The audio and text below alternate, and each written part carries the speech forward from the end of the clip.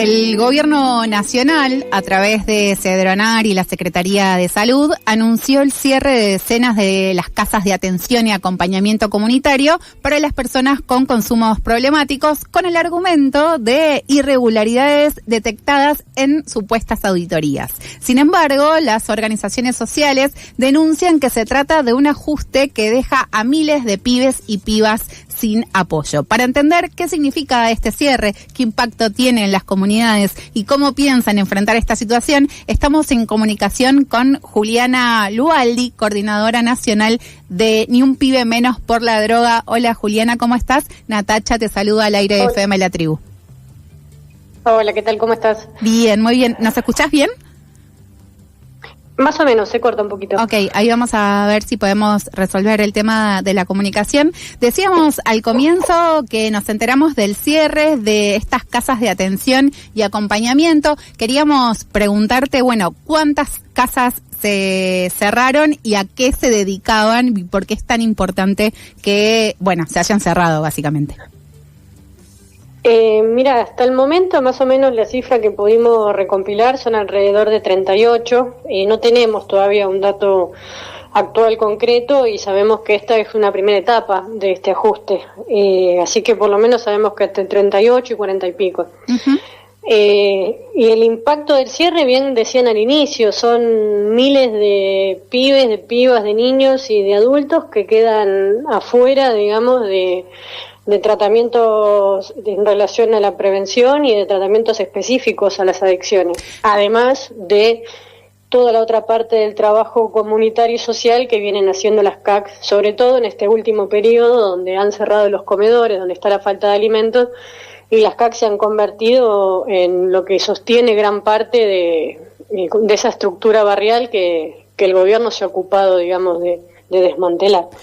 Juliana, te consulto como para que nos pongas en tema. Hay mucha gente que quizás está escuchando por primera vez qué es las casas de atención o qué son las casas de atención y acompañamiento. ¿Nos contás cómo funcionan, de dónde salen, cuál es su objetivo en la comunidad?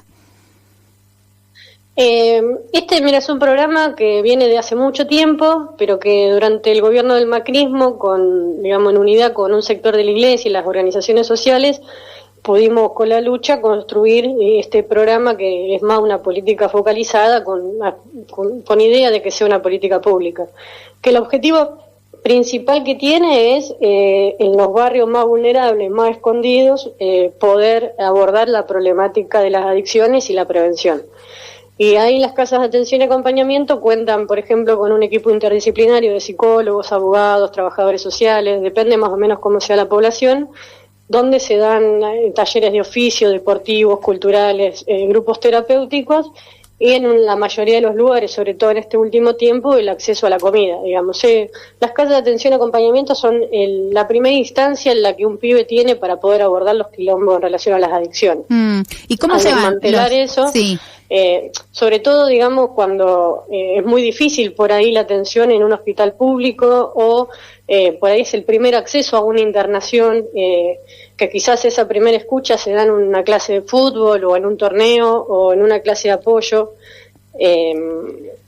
con lo cual tiene una importancia gigante porque es parte de la vida, se convirtieron en un programa que es parte de la vida cotidiana de los barrios. Sí, y de las comunidades. Juliana, te pregunto esto porque un poco para saber cómo funcionan, digamos, cómo es la red, de quién dependen. O sea, ustedes dependían de su momento del Ministerio de Salud, ahora de la Secretaría de Salud, y tienen alguna relación con Cedronar y a su vez distintas organizaciones sociales, ¿es así?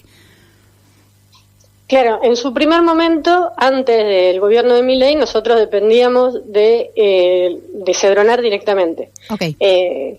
Cuando modificaron, digamos, todos los programas y los ministerios en la reducción que ellos proponen del Estado, pasamos a ser parte del Ministerio de Salud, a depender directamente del Ministerio de Salud. Nosotros antes en una relación, y hoy más o menos también, entre las organizaciones sociales, la Iglesia y la misma Cedronar, digamos. Okay. Donde discutíamos más o menos el programa, cómo veníamos.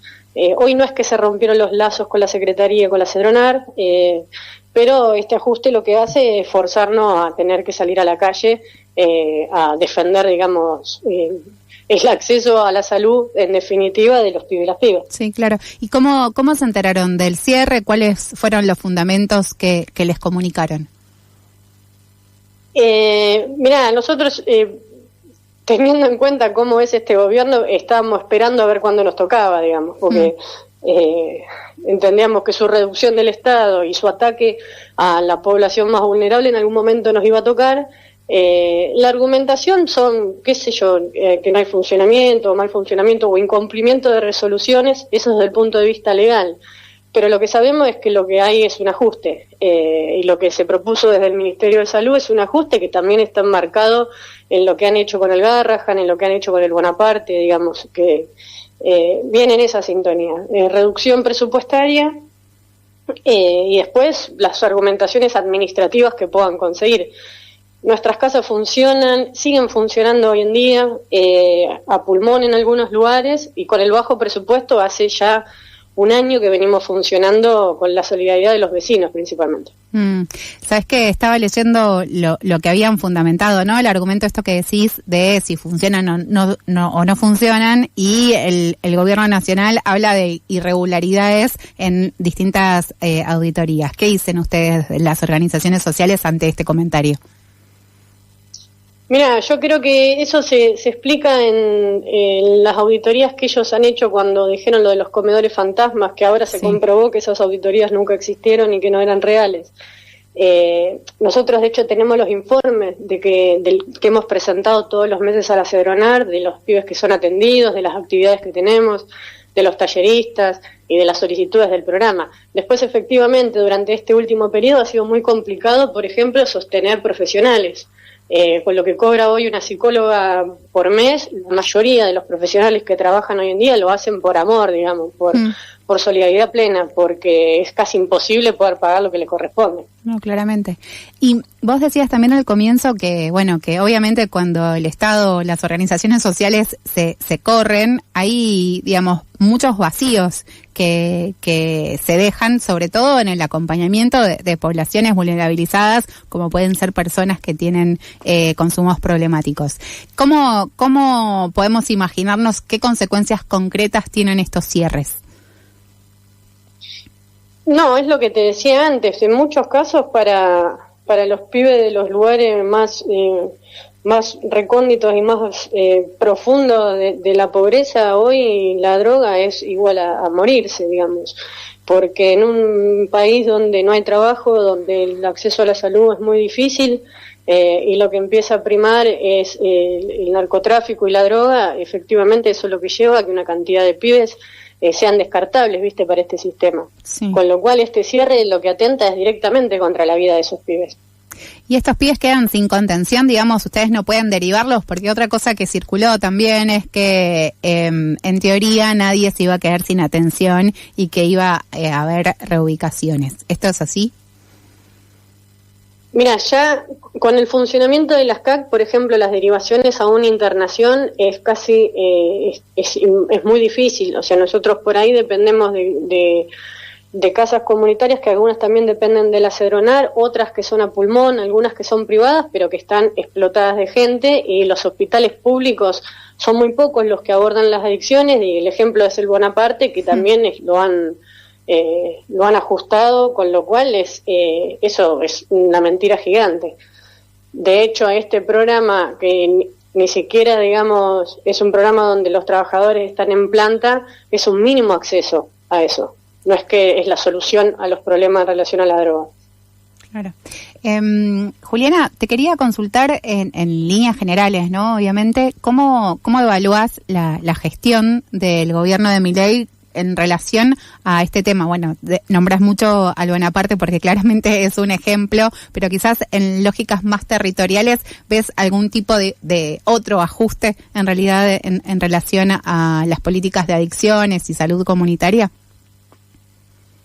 Sí, yo creo que este gobierno que asumió diciendo que el problema era la casta, lo que se fue aclarando durante este último periodo es que la casta son los pobres, que la casta son los trabajadores, que la casta son las personas que no le rinden a este sistema y a este Estado, con lo cual si para un trabajador este gobierno, digamos, para este gobierno un trabajador es casi un enemigo, 10 veces más es un pibe que está en un barrio al cual le niegan absolutamente todos sus derechos, ¿no?